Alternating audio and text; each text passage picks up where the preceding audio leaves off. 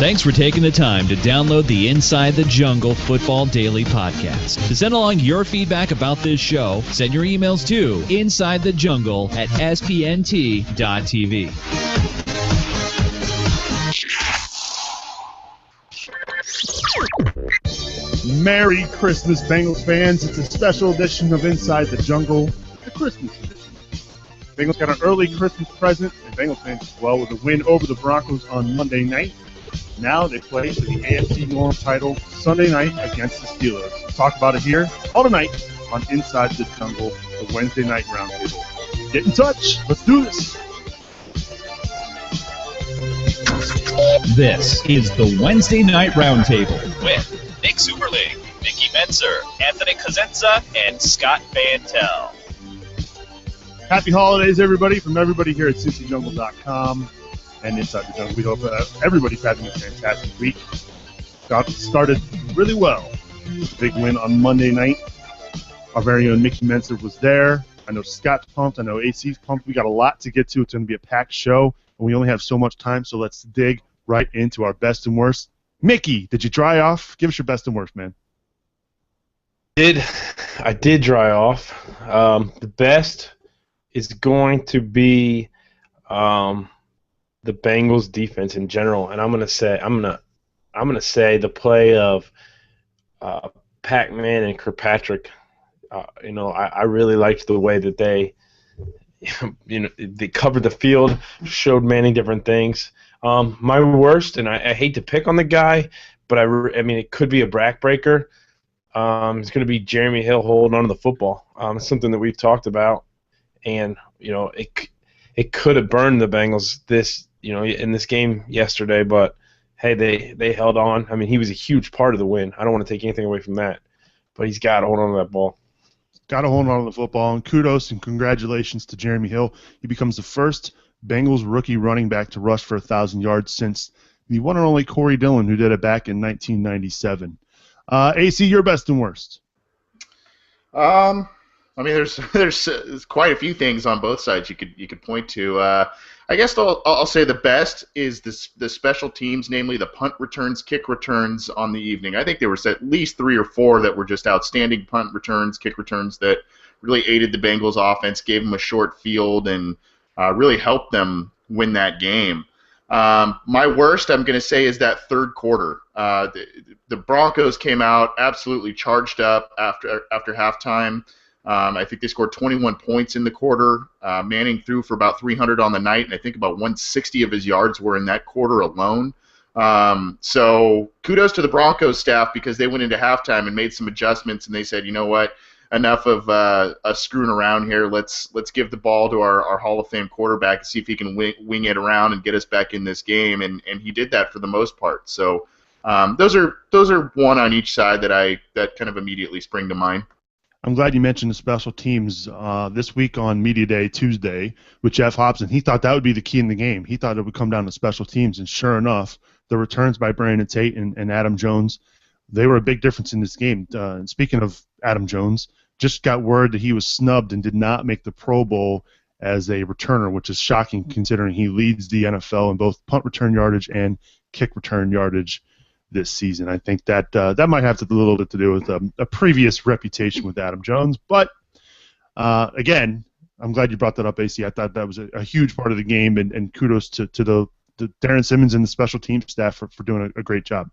I also want to mention, too, Kevin Huber made the Pro Bowl as well, so congrats to him on his first Pro Bowl appearance. Scotty B, your best and worst. Oh, best. I mean, you could go a lot of different directions with the way they played last night. I'm going to go with Ray Maluga for a couple reasons. One, because I normally, the last 2 years, have given Ray a lot of crap. And, this defense has been completely different since Ray Maluga got back. The run defense especially. Last night it was physical. They shut down Manning's running game, which really helped. Worst, I'll say the A.J. Green injury. The throw that led up to it, that, if A.J. can't go next week, that's not a huge deal. But if he's not 100% for the playoffs, that's going to be a big deal. So I'll say the injury to A.J. Green was probably my worst on the night.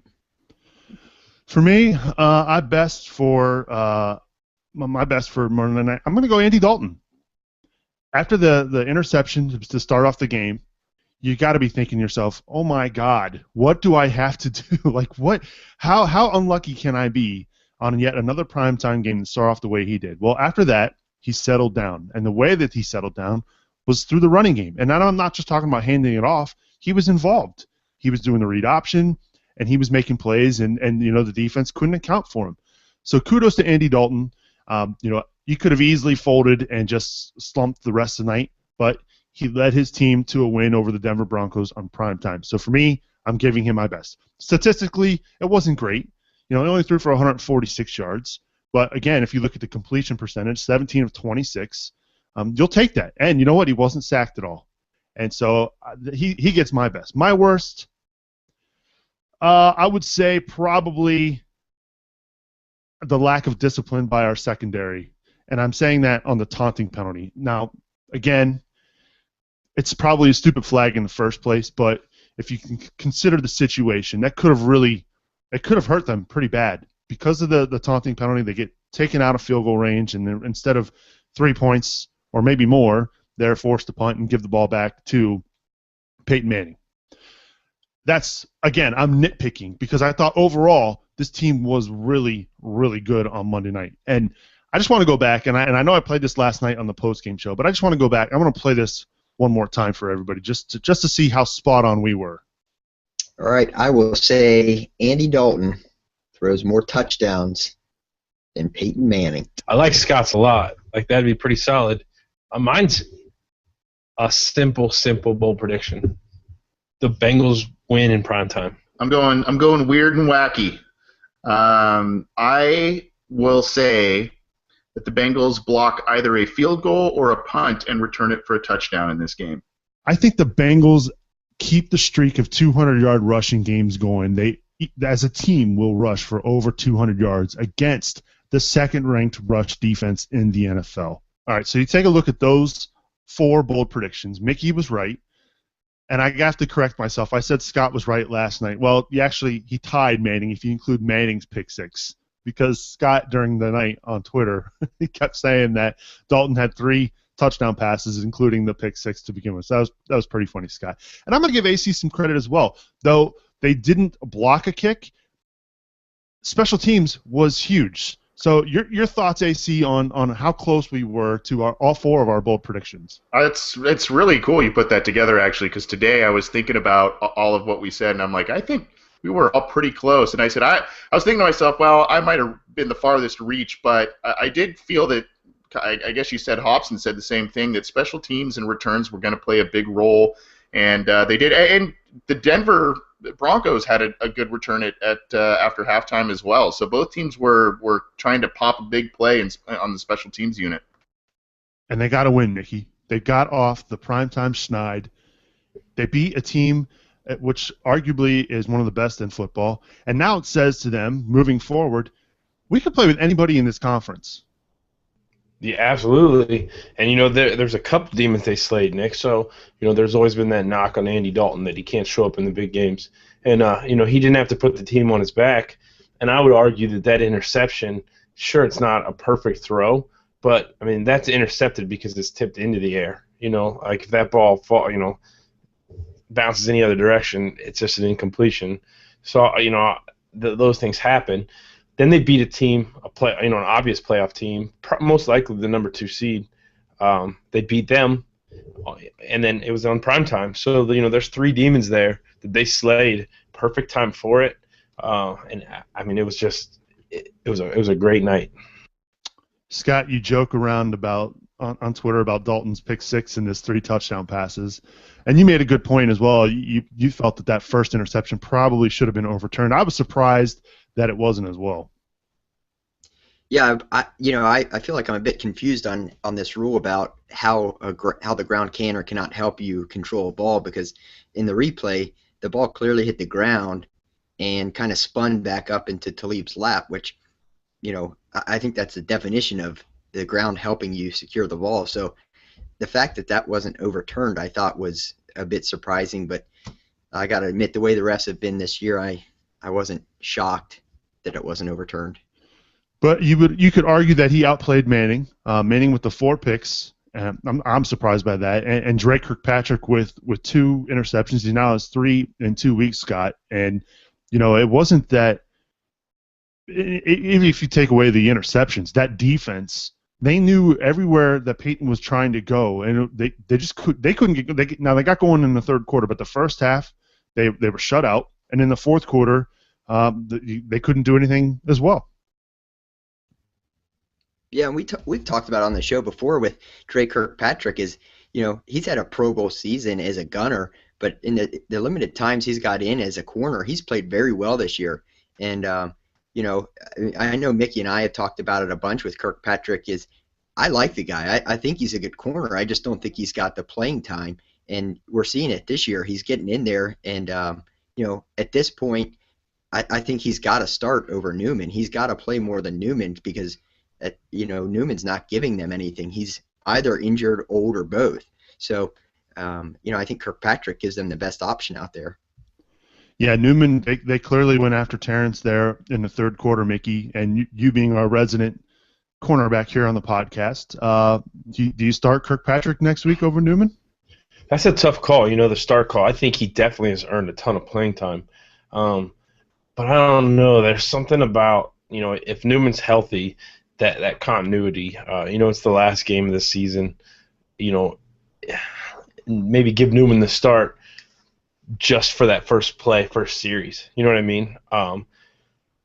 Then there's no sore feelings. It's kind of the same defense he ran out the whole time. But Kirkpatrick's play has, everyone knows that it's gotten him more playing time, and he deserves it. And that was huge yesterday. And one thing, you were talking about this defense against Manning, is it was impressive to me how they schemed and how much film they must have been involved in to confuse Manning, because that's not easy to do, and it doesn't happen often. And they, the looks they were showing at the line, and then Manning would make his reads and his audibles, and then the Bengals would shift, multiple players from one side to the other, and you could tell it just baffled him, especially on that last pick 6. He had no clue what he was doing. He had 2 guys wide open, and when does Manning lock on to his first read and make that? I mean, that's a dumb throw. So the Bengals defense in general, from the coordinator to everyone that took the field, just excellent game. We always give the coaching staff a lot of grief because it seems like they are never good at making the adjustments, right? And for whatever reason, that third quarter they came out and they weren't getting it done defensively. Newman was getting torched. They made some adjustments. They went back to what they were doing in the first half, and they brought on Kirkpatrick, AC. And I know you were pretty vocal last night about 2 first-round corners sitting on the bench, and now Kirkpatrick. And let's be honest, the question never really was, can he play? It was always, can he stay healthy? And now that he's been healthy, I think we're finally seeing the fruits of that. Yeah, and it was always, he's another one of those guys that was an athlete, but there was the mental catch-up that he had to play as a young player, and doing some different things that the Bengals needed him to do at the NFL level that he wasn't really responsible for when he was at Alabama. So I think you're finally starting to see him mature. You saw it kind of in glimpses late last year. He did kind of get beaten on a couple of big plays towards the down stretch, but he did have a couple of turnovers later in the season. As Scott said, the limited opportunities he's had this year, he's done it again. I just think you need to start getting some youth, speed, and athleticism on those edges there, especially as you go into the playoffs where a lot of these teams are going to be able to throw the ball around, and having athletic corners on the field is going to help you. The cornerbacks, that you can argue they've been playing since that Steelers debacle in the fourth quarter. I think they've been playing really well, and it showed last night against the Denver Broncos. Let's go to the jungle line though. Area code 937. Hi, who's this? Hi, this is James from Dayton. Hi, James. How are you tonight? I'm doing great, man. Who's freaking day? First off, I apologize. It's a little loud on my Johnson, Kentucky. I'm out here driving, so I drive 7 days a week. So sorry if it's a little noisy, but I just wanted to call in and say I was a Debbie Downer big time for this game. I had something told me that they would perform differently than they traditionally have been on primetime games. But it's just, I know I've been a Bengals fan as long as I can remember, and I have always been that I get disappointed sometimes when you think that just when they're going good, that you're just waiting for that other shoe to drop. And, you know, I'm trying not to be negative, and going into this game last night, you know, I saw that first pick. I'm like, oh, God, here we go. You know, it's, you know, Andy Dalton, you know, let's bungle again. But you know what? I put my foot in my mouth because what I saw, especially in the first half, when they were doing just the mad scientist type defense stuff, it was just crazy how they were able to pull Peyton Manning like that, and then turn around and, you know, yeah, we got a little bit burnt in the third quarter, but like you guys were talking about, they made some adjustments, which they traditionally do not do. They made some adjustments, and then you turn around and it's just like lights out again, just like the first half. They had an answer for everything, it seemed like. So I think that should teach people like myself and, you know, the Andy Dalton haters, the people who say, oh, God, it's the Bungles, you know, pump the brakes, take a deep breath, look at where we're at. We're 10-4-1. We're going to the postseason 4 years in a row. It's never been done. I think we're doing pretty good. What do you guys think? Oh, that might be the understatement of the year, James. I think we all agree with you. They're doing fantastic. This is an unprecedented time in Bengals history, and we're seeing. And now I know we're not seeing it in the postseason, but this team is. They have. I'm at a loss for words because we just haven't seen it, and the fact that Andy Dalton now has 40 wins in 4 years as a quarterback says a lot. Yeah. And I just think, I know my three amigos here would all agree with me. This team, there's a lot of reasons to be excited moving forward, not just this week, but into the postseason as well. Well, that was the playoff game. That was straight up a playoff game. Now, you see them win, and not being negative anymore moving forward, you know, I have full and absolute faith that they go all the way to New England, and I think that they can beat New England, because if you can beat Denver, there's no reason in the world that you can't go to the championship. There's just absolutely no reason, because you just beat the 2013 AFC champions. There's just no reason. They're only obstacles themselves. I think that they've gotten over that Monday night. So they absolutely that's all I did. had, man. That's all I had, and who freaking day, I'm just so pumped for the postseason, and I think it's our year, dude. I really do. I thought that last year, but there's nothing in enough way this year, dude. Nothing. Well, appreciate the call, James. Safe travels and happy holidays, and we hope to hear from you again soon. All right, man? Yeah, you too, guys. Happy holidays to you and your families, okay? Thank you very much. Who day? That's James from Dayton giving us a ring. That's awesome. On the road, too, as well. Look, they could play with anybody in the conference, Anthony. And the only thing that, and like he said, the only thing that can beat this team is themselves. Yep, and that's unfortunately what most of the scenarios have been in these primetime and playoff games. I mean, it's just, I don't know. I feel good about them right now because they've won 2 games in a very impressive fashion that we all thought were going to be pretty difficult. The Browns game was looking kind of difficult. This game was looking pretty difficult, and they went in and they took care of business. And they're not backing into the playoffs this year as they did maybe, you know, the first couple of years. They are charging in the playoffs, and they're playing better as the end of the year comes. They just need to.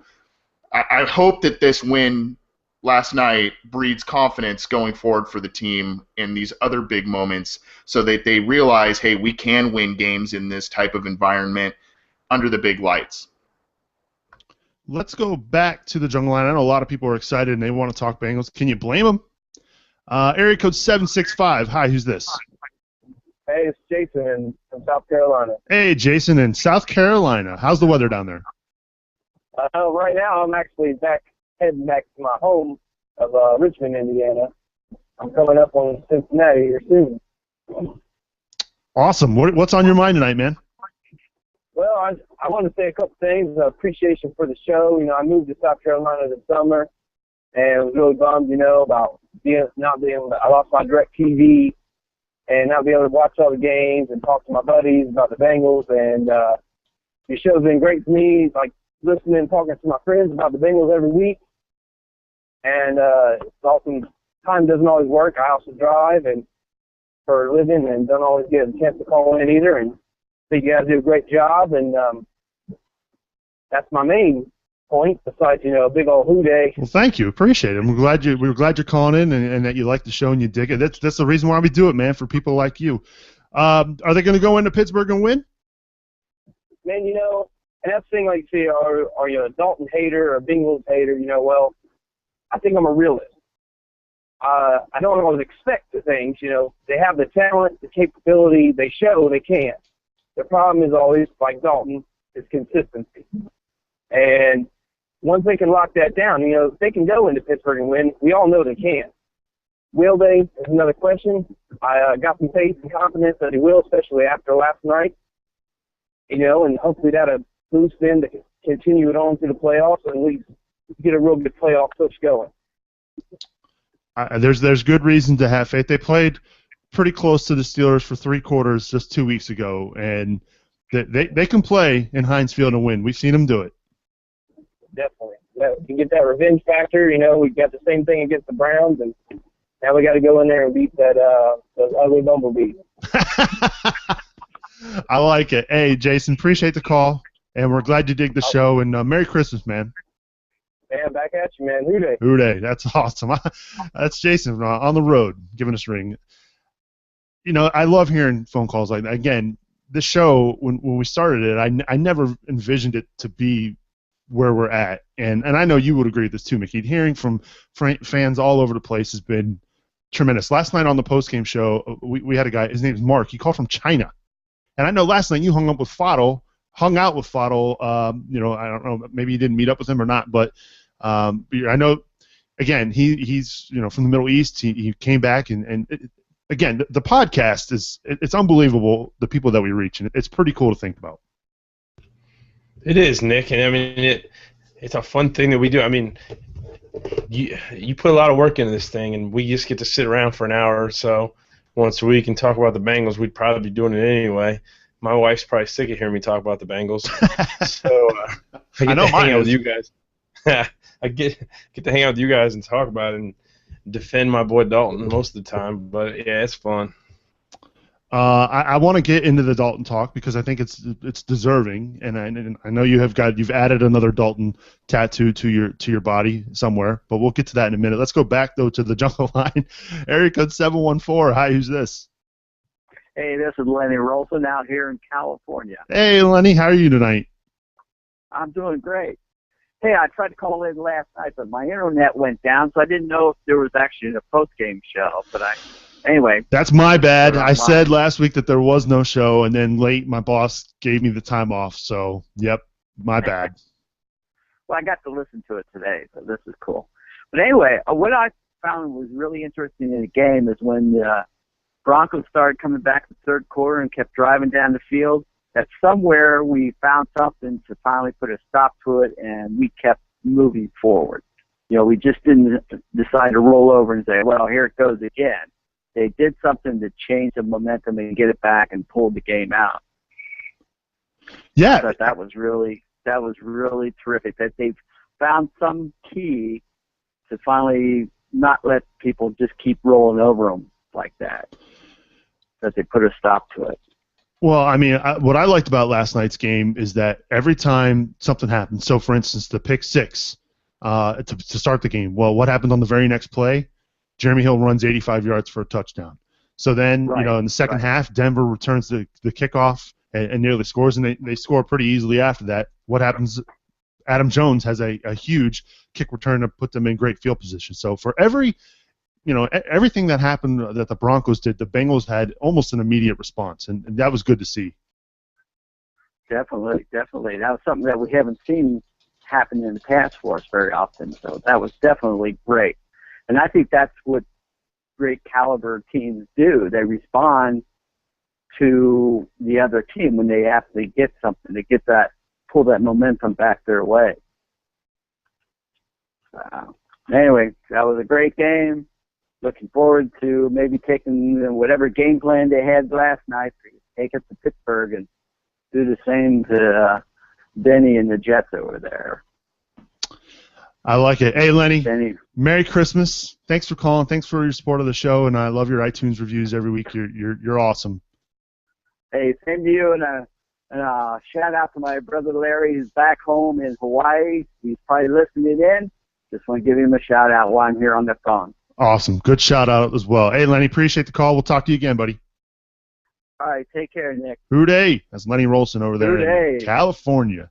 Giving us a ring. You know how many Bengals fans are coming out of the woodworks from California, AC? I've had a few call into the postgame show the last few weeks. Yeah, I heard, and I don't know how accurate this is. My sister told me she saw some sort of fan poll around the nation, and I guess California has the second highest population of Bengals fans outside of Ohio, of course. So I thought that was interesting. I don't know if that's truly accurate, but maybe that's why you're seeing some. Well, when this Bengals podcast blows up, we're going to have the famous one out there doing some kind of meetup, and you just sign some autographs, or you're doing the animated GIF dance again. I like that, AC. Wow, a version of it, yeah. Let's go back to the jungle line. John from Kentucky, how you doing tonight, man? Hey, everybody. Merry Christmas. Merry Christmas, John. I just wanted to tell you, you've done an outstanding job with this podcast, Nick, this year, and it's always a pleasure to be on here. Well, thank you. And I hope it continues to grow. I would love that, John. And I know, speaking of growing, Drake Kirkpatrick is slowly growing on you, isn't he? Well, it's hard to tell. He hasn't started this year. Peyton Manning's 38 years old. I just can't tell if it's just time for Manning to quit or if Kirkpatrick's on the rise. It's at this point. Nevertheless, the Bengals won. So you have to hold Manning accountable to that, and you definitely have to praise Drake Kirkpatrick. Irregardless, he got that ball, took it into the end zone. We're signaling out Drake Kirkpatrick, but that was a team effort on defense. If the front four isn't getting the pressure that they're getting on Manning like they did last night, the play by the secondary, Nelson, Pac-Man, and Kirkpatrick, none of those picks happen. Right. I thought our defense, I don't know if it's Paul Gunther's calling, but switching everybody around like that, they had Peyton Manning confused, I thought. And the announcers on ESPN seemed to think that. Manning couldn't tell what to do. He'd see a defense, suddenly it would change, in a second right in front of him.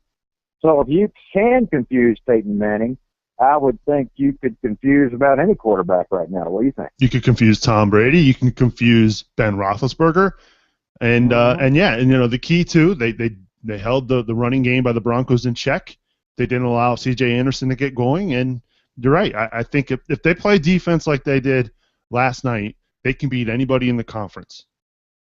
Oh, I think so too. And as far as, insulting Dre, why should I even do that anymore? I'm about to the opinion now. There's really no such thing as a bust in Cincinnati. Because of Mike Brown, he doesn't get rid of you anyway. So I think I should be thankful for that. I have never seen a bust on the Cincinnati Bengals, and I think it'll continue to stay that way. I do think that we beat Pittsburgh this coming Sunday night. And you know what, Nick? I think y'all maybe were talking about it earlier. Andy Dalton, he can run. He's not Russell Wilson, but, boy, he can run better than Ben Roethlisberger. Dalton is a pretty good runner. What do you think? Oh, absolutely. And they were giving him a lot of grief for the read option plays a couple weeks ago where they had the mishap fumble. But, again, we saw him play and score a 20-yard touchdown against the Steelers. They were airing that again today. So he has the ability to run. He may not be as flashy and as athletic as somebody like Michael Vick or even Russell Wilson, but they do it enough, they show it enough that it keeps defenses off balance, and you have to account for them. Yes, I agree totally. Now, John Gruden, I think, if I remember correctly last night, said, you know what, Dalton, he's looking like he's at TCU here. These are the kind of plays they ran there. I never watched Dalton at TCU. I had no idea he would come to Cincinnati. None of us did. So I don't know if you're familiar with the kind of thing he did there. But anyway, if that is what he did, it seems to be working pretty good. So, hey, I mean, who on earth could get on here and be negative about a team that just beat, a pretty good football team, or at least people think so, in prime time, And we just need to keep this ball rolling and hopefully win a playoff game this year. Well, they just won one last night. That's the way I look at it. They won one last night. They've got another one this weekend. And you're right. I think that this team, defensively, if they keep playing like this and they're getting hot at the right time, there's potential there. Yeah, definitely so, definitely. And, hey, I'm looking forward, if the game is in Cincinnati, I really would like to meet Mickey. I saw some stuff he put on Facebook, some pictures. Looked like they had a really good time. They definitely had a reason to have a good time. I mean, you could hear last night on the game, the crowd chanting, "Who Dey, Who Dey." I mean, it was loud. I hadn't heard that in a while. That's pretty good, man. I mean, it's the best primetime game, honestly, that I can remember, at least since Sam Weiss is there, that I can remember. I mean, that's a long time ago, man. So finally, a primetime win and a convincing win. So, who Dey to the whole team, be you bust or superstar, just win this Super Bowl, and I'll shut up. Hey, appreciate the call, John. Merry Christmas, man. Merry Christmas, everybody. Who Dey. That's John from Kentucky here on the Jungle Line. And I saw it all last night, Mickey, on Twitter, and I see it almost every game. The guy can't win. Andy Dalton simply can't win. Even if he goes out and throws for 300 yards and 3 touchdowns, there will always be something that somebody says negative about him. Again, I don't want to be. I'm not like pro or negative against the guy. I just want them to win ball games. I don't care if they win by 1 point. I don't care if they win by 40. I just think that the grief he gets is a little unwarranted sometimes about how average he is, how average, how he's limiting this offense and limiting this roster that has Super Bowl talent, but they're limited at quarterback. Well, the guy's won 40 freaking ball games in 4 years. How many quarterbacks in this league can say that right now? I mean, I agree in that we have one of those people in our chat room right now, Nick, and he's throwing out, zingers like Sanu throws a better deep throw than Dalton. I mean, Sanu's so great. Where has he been the last 5 weeks? He has been missing in action, and he leads the NFL in drops. So it's just ridiculous. So you have an NFL quarterback who has gone to the playoffs every year he's been in the pros. Like, that doesn't happen. You said he's won 40 games in his first 4 years. He is not the Tom Brady, the Aaron Rodgers. He's not the quarterback that's going to put you on his back. But he's getting it done, and people still want to just complain. It baffles me, and this is why I get labeled as the Dalton lover. People think I claim that he's like some elite quarterback. First of all, I don't use that term elite, but I've never claimed that. It's just what you're saying. Like, we beat the Broncos on Monday night. No one would have expected us. I mean, no one expected us to win. Nobody expected him to win. The only person who picked the Bengals to win last night on ESPN was Ray freaking Lewis. Right, and we're going back to the playoffs, and people just complain. So I don't get it, and it's like arguing with the wall, and like the people just they have this opinion, and I heard him get blamed for AJ Green's injury. I would argue a little bit that AJ Green short-armed that ball a little bit, tipped it up in the air. He never does that. But I mean, it's just baffling to me, baffling. And I think AC has something to add on this. Well, what's been the formula that we've seen why the Bengals have played so well in recent weeks? It's improved defense, and it's feed Jeremy Hill, sprinkle in Gio Bernard, and let Dalton make critical throws. Even if his numbers are around 150 yards passing, he'll convert a third down here and there that you need him to convert, and there's some things there. What I worry about, and I think what fans kind of get uneasy about, is what happens if, and a team, luckily, an opposing defense hasn't really been able to do it with Jeremy Hill, but what happens if somehow they are able to bottle up both Jeremy Hill and Giovanni Bernard, and Andy Dalton needs to make a bunch of critical throws strung together to win a playoff game? I think that's where people get a little uneasy. I'm not saying he can't do it. There have been times where he has done that in games, and he has carried the team on his back. There are other instances where the defense, special teams plays, and running game have carried him as well. So I think if you continue to be able to use the formula that's been working for you over the last month and a half, they're going to be fine in the playoffs. But the bad turnovers, especially early, those do need to subside. And if they do occur, the team's going to still need to have that mentality they had last night where, hey, we're not going to let this mistake snowball on us. We're going to fight back, and we're going to win this football game. They need to embrace that as they go forward. I agree that he can't turn the football over. You chalk that up to a good play by Talib. I know it was a high throw.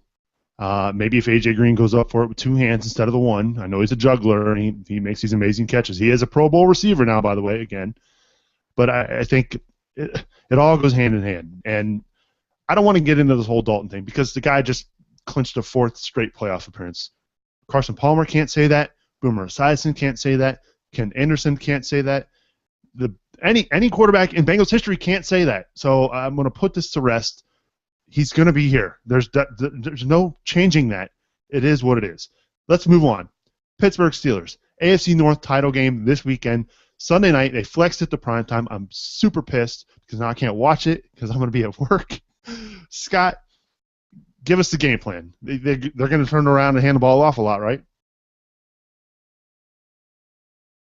Yeah, you would hope so. I was concerned about Hugh Jackson's game plan last night because last time we thought they would hand it off a bunch was the Thursday night game against Cleveland, and for whatever reason he didn't. So I was concerned he might outthink himself last night, but he came out strong. You know, he came out with the run game, got Hill going, got Bernard going, got the short passing game going, and it just took off from there. And I think that's the formula that this Bengals team can use to win, which is pound the ball, and then take shots. Dalton doesn't need to carry the team. Use the running game to set everything up. Let him pick and choose where we take our shots, and I think that's where this team is successful.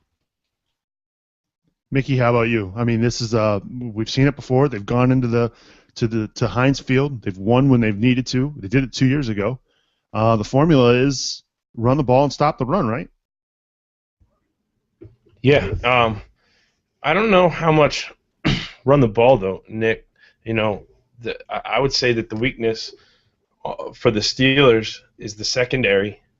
I say they look easily exploitable in their secondary. So this might be one where I'm going to throw the ball a little more than I'm running it, just because they look so bad in the back half of their defense. And we saw A.J. Green have a field day a couple weeks ago. AC, Ike Taylor was getting torched. And A.J. Green had over 200 yards receiving. So I know that a lot of people are going to think that it's probably a good idea to air it out. At the same time, you got to stick with what's been working. And that's exactly. All the rock to hill. Yeah, exactly. You got to find that balance. Mickey made a pretty nice statement in our little chat room here where he said, utilize the Seattle Seahawks game plan. Don't ask your quarterback to do a ton. Run the ball well and play good defense. Now, unfortunately, the Bengals weren't doing that for the first probably 2/3 of the season. It's really just been this last third or last quarter of the season that they've started to do that. I'm hoping that this defense has truly turned a corner, even though they've lost a couple of key guys and some guys aren't contributing as heavily as they have in years past. So I'm hoping that they really have turned a corner because they're going to need a pass rush as you go forward, both in this game and in the playoffs. And if you don't have that, you're going to really, really hurt yourself. So I think for this week against the Steelers, I think the pass rush is key. I think that was pretty poor, if I remember correctly, a couple weeks ago there. You will need to throw the ball a bit. You will need to use the run as well. I just would like to see them. I say this every time they play. I just want to see the Bengals be more physical than the Steelers. Every time they play them, I want to see them line them up and push them off the line of scrimmage, both sides of the ball. And, usually the Steelers have had their way in that respect with the Bengals, so I'd like to see that reversed. I look at the Steelers defense, and over the weekend, they gave up 300 yards passing to Alex Smith. Alex Smith was 31 of 45 in that game. but he had no touchdowns and no picks. And they couldn't run the football. Jamal Charles had 9 carries for 29 yards. But when you flip that over and you look at the Steelers, offensively they weren't spectacular either. I mean, Roethlisberger threw for 200 yards. You did have the 1 touchdown pass. Le'Veon Bell, 20 carries and only 63 yards. So that tells me that maybe he's starting to wear down a little bit because there's nobody behind him, and he's toted the rock quite a bit, Mick. He has. And that there's been a ton of talk about how he's built for that, but I mean, anything can happen. But I mean, there's not too much to say about the Steelers. We gotta stop the run. I mean, that's what they're living on, and if you're able to do that, whether it's their first running back or whoever is filling in behind them, you just gotta stop the run. And I think the Bengals showed they could do that in their first matchup. Just fell apart at the end. But they've stopped some pretty good running backs this year, in some other games. No, they just stopped a Denver rushing attack that had been doing really well also. Having a healthy Maluga, Vinny Ray, has been playing lights out over the last few weeks. I think you throw in special teams as well. I think they have the edge there, Scott.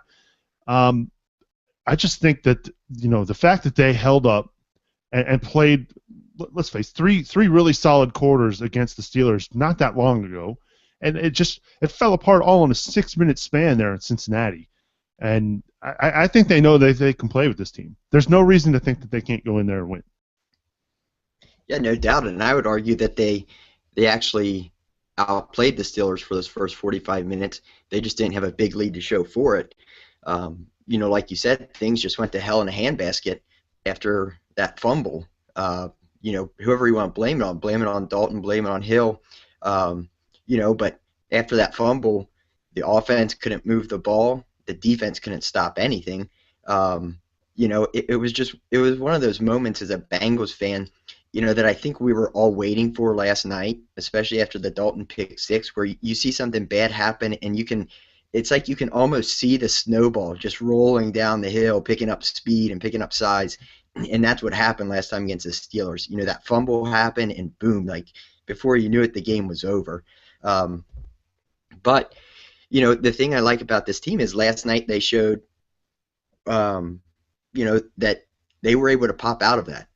We were all waiting after that Dalton pick for the same thing to happen, and they showed on prime time that, hey, we can bounce back from this. And I think going forward, that's going to be huge. I think that game was bigger mentally because it showed the Bengals that we can win. We can win when it matters. We can beat a good team, and we can come back when something bad happens. So, going into Pittsburgh, I think they're going to have a great, attitude, but, mentally, I think they believe that they can win that game. I believe that they could win that game. I know the three of us, my 3 amigos here, they all think they can win this game. It's time now for what I like to call bold predictions.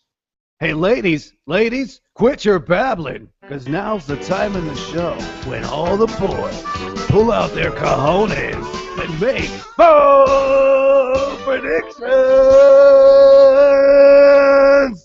We're running a little bit low on time because I know we're on a bit of a time crunch. So we're going to give our bold predictions. We're going to give our score predictions as well. I'm going to start with you, AC. We were very close last week. Can you make it a second week in a row? So we're doing both right now. Yeah, give me both. Okay. Both. I will say bold prediction. Sanu is the leading receiver of the day, cracks 100 yards and has 2 receiving touchdowns. And he's been doing a disappearing act lately, so I think that's pretty bold. Score prediction, I'll say, 27-20 Bengals. All right, he's saying a win. By the way, you ask and you shall receive, AC. Cojones. The new drop with cojones in there. So for our bold predictions, I'm going to give that drop each and every week. Mickey, how about you? Give me a bold prediction and a score prediction. My bold prediction is I'm going to say that they hold the Steelers under 80 yards rushing as a team. The Bengals defense My score prediction is going to be 27-13 Bengals. So you're saying a 2-touchdown win? Yeah. I like it. Deserving of a drop. Cojones. Big ones. All right. Last but not least, Scotty B. Bold prediction and score prediction. I like Mickey's on the rushing yards. I'm going to go score prediction first. Score prediction, I'm going to go 24-20. I think it will be a close game. Bold prediction, I will say Dane Sanzenbacher catches a touchdown. Well, we did see him play last night. Cojones. He needed to play. That's a good one. Yeah, that's good. Did you give a score prediction? Did I miss that? I'm so worried about playing this drop now. Maybe I shouldn't have created this thing.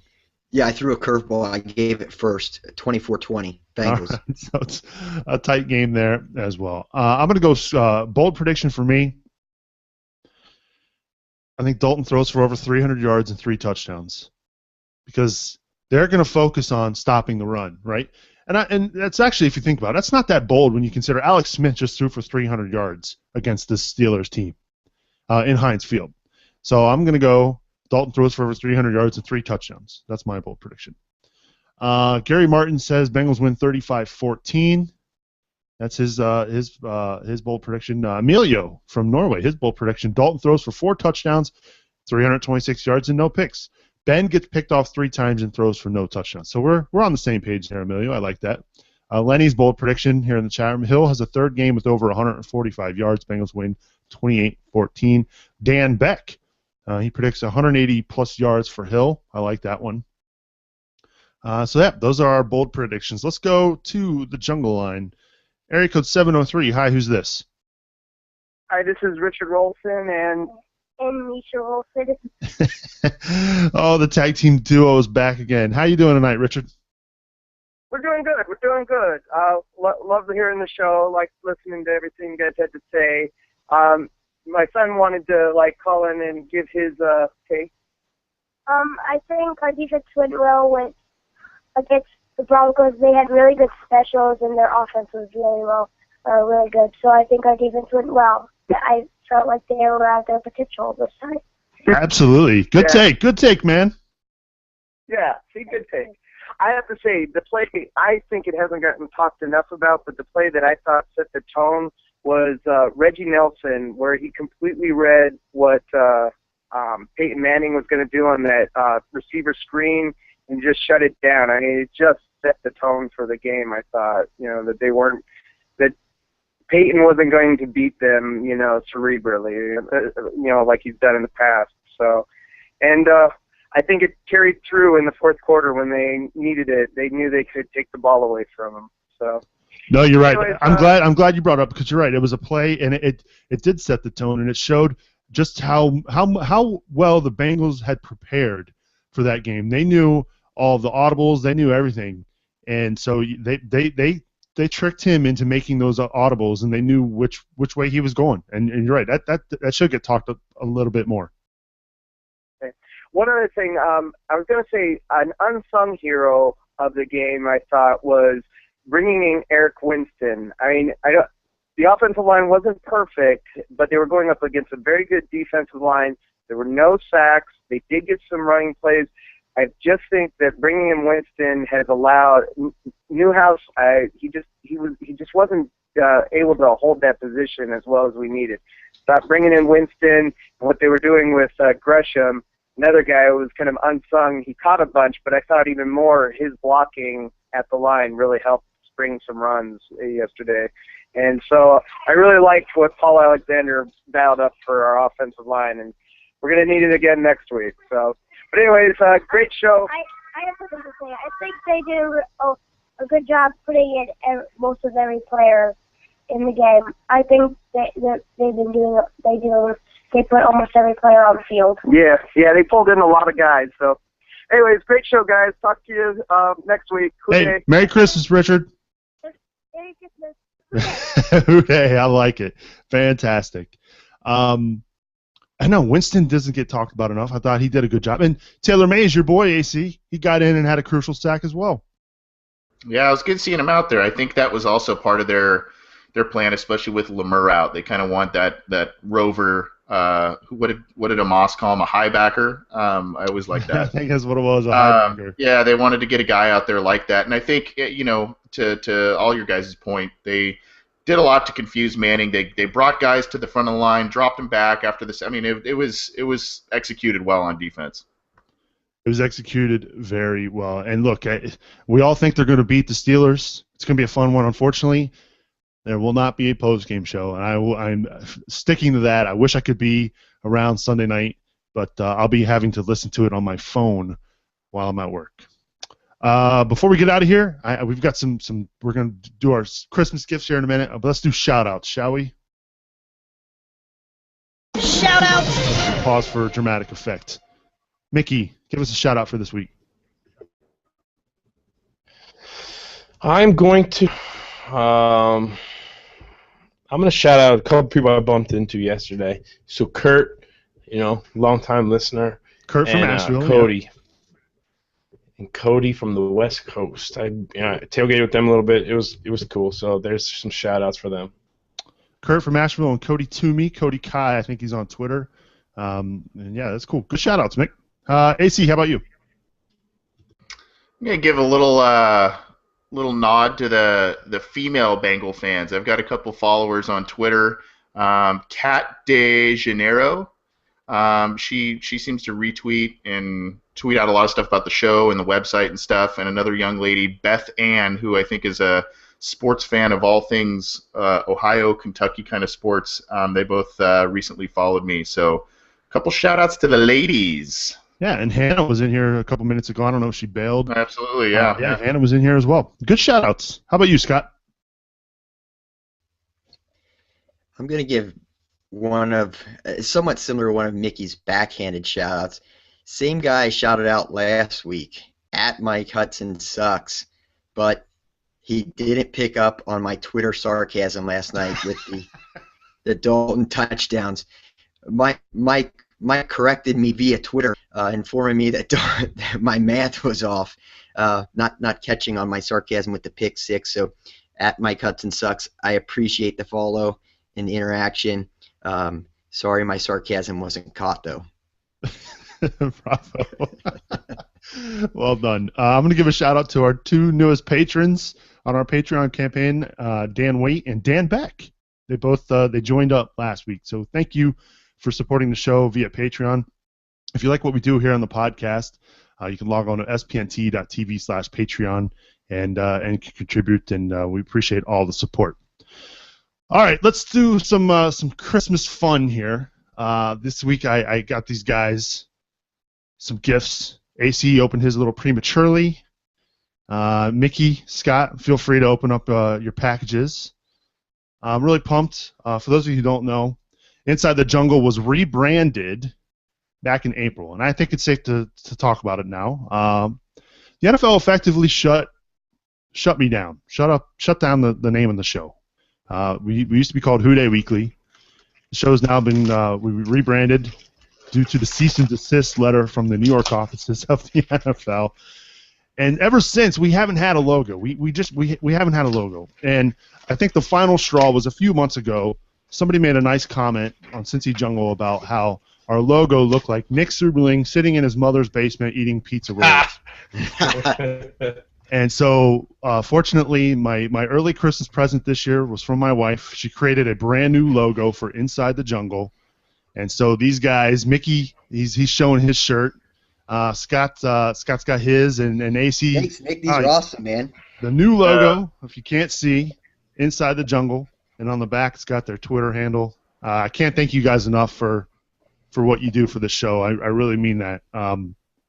The Wednesday night roundtable's a blast, and like you said, Mickey, we get to sit around and talk football for an hour, and it's pretty cool. And I honestly, you guys are.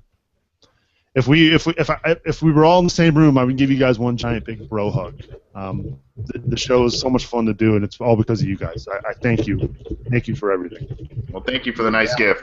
Those are rad. So yes, that's the new logo. We'll be sporting that on the website. So yeah, Inside the Jungle I don't know if you can see that. I'm not really doing a very good job. There you go. Kind of. There we go. There you go. There's a new logo. Very cool. Final thoughts as we wrap up tonight. AC, I know you're playing injured tonight. You're not feeling well. Thank you for coming by. Merry Christmas to you and your family. Back at you. I've had a rough couple weeks on here, man. Between the head injury and illness, I think 2 of the last 3 weeks, man. I'm just gonna say that the man crush level on Jeremy Hill is getting dangerously high on my end right now. That guy is he is so fun to watch, and that big run, Mickey, you were there, I'm sure you can attest, that big run, he was caught dead to rights, and he made a play that was just absolutely incredible, Marshawn Lynch type of play. Just really like that player. He's fun, he's got a good attitude, he does need to cut back on the fumble issue, but really like him a lot. Hey, yeah, there's no reason not to. 1,000 yards, playing pretty awesome. Merry Christmas again. Mickey Metzer, final thoughts as we wrap up. I mean, this is fun. I mean, another great season where the Bengals, get some extra football. I'm kind of pumped now for the game to end on prime time against Pittsburgh. The only thing that would make it sweeter is if a Bengals win would put them out of the playoffs, but we know that won't happen. But it's cool. They definitely have earned their way in, and this is the first year. Even though they go to the playoffs every year, and we argue, some more than others, that they back in or that they kind of fell into it. It doesn't seem like it this year. I mean, that win last night was huge. Big win. Merry Christmas, Mickey, to you and your fam. You too, man. I have to give a special shout out, and I can't believe I forgot this. I'm the worst husband in the world, but tonight we have to give a shout out to my lovely wife, Sarah. It is her birthday, and she still let us do the show. When I say us, I mean me. She still let me do the show tonight. And so thank you very much, Sarah, for letting us do the show here on your birthday. Final thoughts as we wrap up, Scott. Nick, that is a keeper, man. You got to give her a special thanks for that one. We appreciate being here. Just looking for, what I like about this Bengals team is the past couple years going in the playoffs, I didn't necessarily like their formula they had with winning. And at times this year I didn't like it either. What I like these last couple of games is I think they got a formula this year that can win against good teams. We saw it last night, and that's a powerful running game with Hill and Bernard as the 1-2 punch, and then a passing game that can take advantages, when given the opportunity. So I like the way this team is built with a strong running attack. The defense is coming around, and I know we talk about it all the time, but as long as Dalton doesn't kill the Bengals, as long as he plays solid, I think this team can win. I think they can win too. I think they're going to win on Sunday night. It's going to be a fun one. Merry Christmas, Scott, to you and your family. Hope you have a wonderful holiday down in the Natty. Hey, thanks. Same to you, Nick. All right. Again, if you want to leave your feedback about the podcast, InsideTheJungle@spnt.tv is the email address. You can always follow us on Twitter. I know the four of us were very active. You can follow Anthony at CJ Anthony CUI, the one and only Mickey Metzer at Houday Fans, Scotty B at Scott Bantel. You can follow me as well. I'm at Nick Suberling. I'll be live tweeting during the game on Sunday. I apologize. Can't do a post-game show this week, but we will be back. Should we do Tuesday night again next week since New Year's Eve is Wednesday, gentlemen? Didn't even think about that. TBD. Stay tuned. Probably. We'll figure it out. We will let everybody know when we'll be doing the show next week. So stay tuned. And hopefully, if the cards fall just right, hey, maybe the Bengals have a 2 seed. You just never know in today's NFL. That's going to do it. Episode 177. It's our Christmas special. Is in the can. Big thank you to everybody for tuning in. Special thanks to my associate producers, Andy Lanham, Larry Rolson, and Mike Clardy. Inside the Jungle's an SPNT production. For more information about our podcasts, check out SPNT.tv. And for all of our Bengals coverage over at CincyJungle.com, you guys do a great job with all the write-ups and everything. Check it out. Merry Christmas, everybody. For AC, Mickey, and Scott, I'm Soups. Happy Houday, everybody. Houday!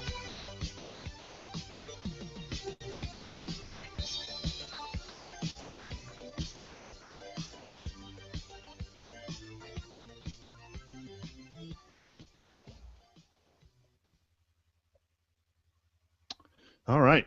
Is that Chris, the boot Chris that It just is. joined? It Chris is. 937. Yep. Nice. Yeah, Mickey wasn't kidding. He bounced. Man, that show was a blur. I'm not gonna lie. I missed half the stuff you guys were talking about. I was firing off in the chat room, attacking the Steve cat. And props to you, Nick. You finished it right at 6, buddy. This guy's got me pissed off. I knew Mickey had to go, so yeah, I was trying to keep it on track. Do you guys like the shirt? Hope it fits. I didn't know your size, Scott. I was like looking at pictures on Facebook, and I'm like, All right, I'm Nick, sorry now if it's not the right size. I'm a little creeped out now. Yeah, that's creepy. I mean, I just saw your guns on the ALS Ice Bucket Challenge Yeah. video, you know? Nick, this is awesome. Thank you, bunch, Yeah, man. very cool. Very cool. This is sweet. So yeah, I love the new pumped. logo. And actually, people can buy shirts now. I'll put the link in the chat room. That's awesome, man.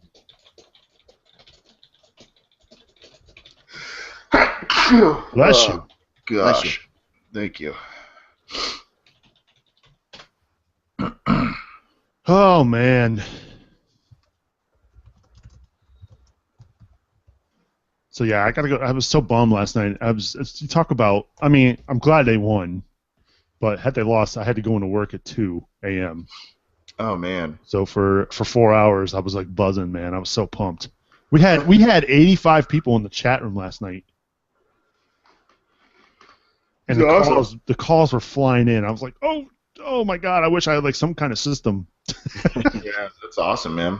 I had to freaking my family planned a Christmas get together with a couple of family people that we're not going to see on Christmas, and it was like initially that's why we were going back and forth, Nick, about like, ooh, can I do Tuesday? Could we do the show Monday? It was initially set for Tuesday because we wanted to watch the game, and then like Monday just worked for everybody. And my brother and I were so pissed, dude. We're like, oh my gosh, but it ended up being pretty cool, and we were able to watch a lot of it, and it was good. Yeah. I'm just glad they won. Oh my gosh, they played so good. That was a rad game. I mean, I know the pick sucked. You got to give Talib a lot of credit. I mean, that was a hell of a play. How it didn't get overturned, I don't know, but whatever. Yeah, there was a play. You just, I don't know. If you're Andy Dalton, you just can't come out first pass and make a throw like that. It's like, oh man, you can't do that. But AJ doesn't do him any favors either. I know. Go up for two hands. Like, I don't know. I hate that one-hand crap.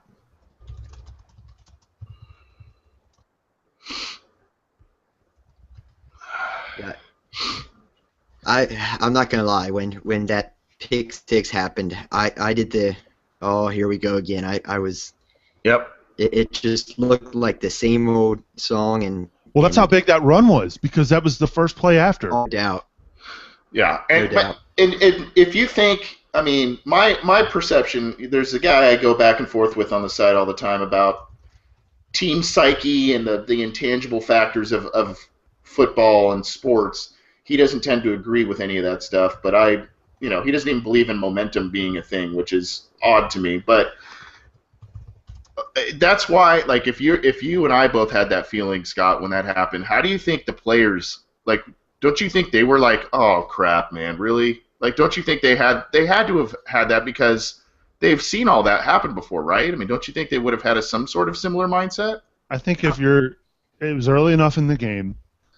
I think guys like Witt probably rallied the troops. Say, look, this game's not over. It's only 7-0. You know, and at that point, the Broncos' offense hadn't shown that they were going to move the ball very well. Yeah.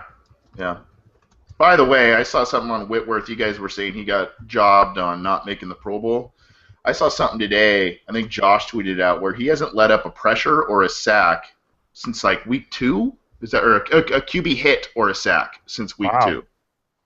Yeah, he's let up pressures, but not a QB hit or a sack since the second week of the season, that's absurd. I mean, when you think about it, we didn't hear DeMarcus Ware's name and we didn't hear Von Miller's name at all last night, except for on the fumble. You know, but when it came time to Dalton throwing it, We didn't hear anybody's name. I thought they did a fantastic job.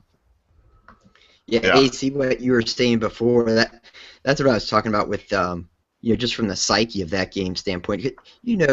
I mean, the prime time is in their heads too. I mean, it has to be.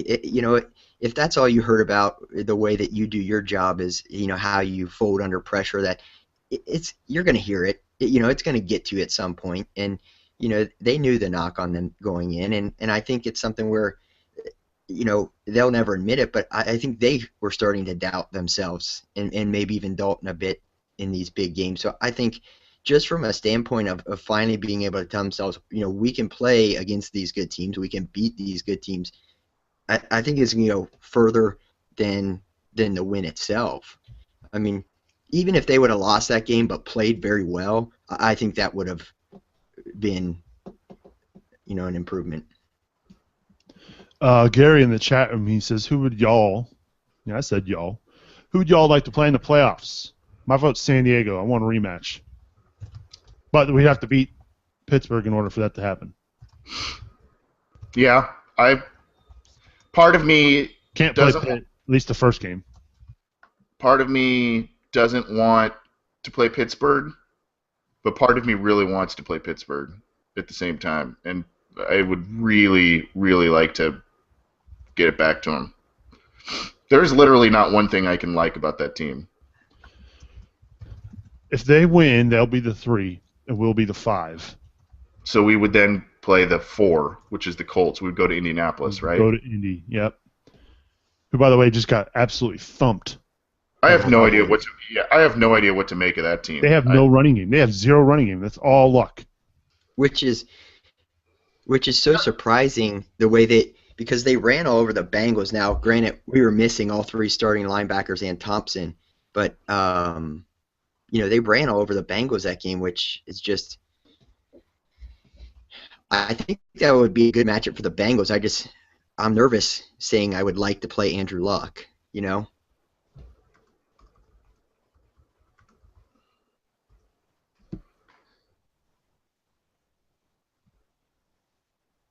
Did I leave you guys speechless? I agree. I have nothing to add. There's nuggets of wisdom. I think they win and get a home game. I'd like to see San Diego again after what happened a year ago. I don't think San Diego is as good right now, too. I mean, Rivers is so banged up. I just don't trust. Rivers, for whatever reason, he's one of those guys that just. It's like you can't kill the bastard, Yeah, and then you got to give him credit, too. They came back against the 49ers. Yeah. Rivers, the cockroach, man. He really is. He's just like, They play the Chiefs, right? Yeah. Yes. In Kansas City, I think. Kansas City, yeah. Well, see, here's the thing. Kansas City's actually technically still alive. If they win, they need Baltimore and Houston of all teams, to lose. Because if Houston wins and Baltimore loses and San Diego loses, Houston's in. Oh, wow. Right. There's a chance that if we win, we could play Houston. That would be weird. Houston with Case Keenum, the 4th-string quarterback. So what is Baltimore? I'd rather that. Baltimore needs San Diego to lose. And they need to win. Baltimore needs to win. And then they're in. But they're playing Cleveland.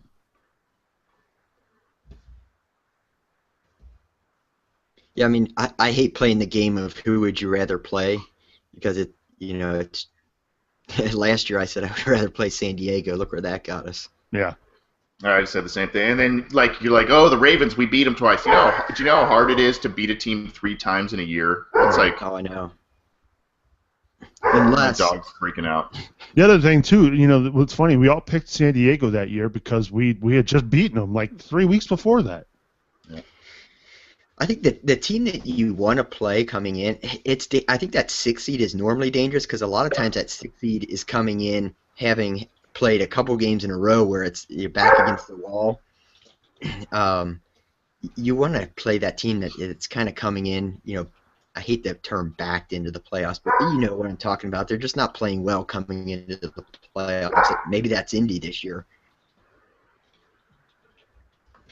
Yeah, that one surprised me this week, how bad they got thumped. That one. I mean, I know Dallas is good, but man, that one surprised me.